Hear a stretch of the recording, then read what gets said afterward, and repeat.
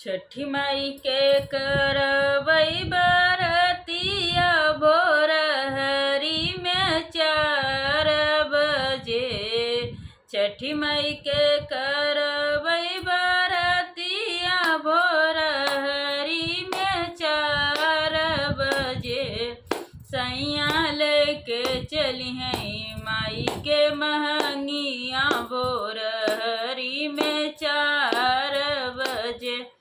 सैया लेके चली हैं माई के महंगिया भोर हरी में 4 बजे।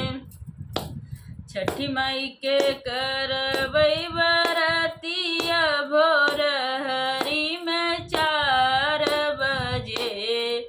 सैया लेके चली हैं माई के महंगिया भोर हरी में 4 बजे। सैया लेके चली हैं माई के महंगिया भोर हरी में 4 बजे। सैया लेके चली हैं माई के महंगिया भोर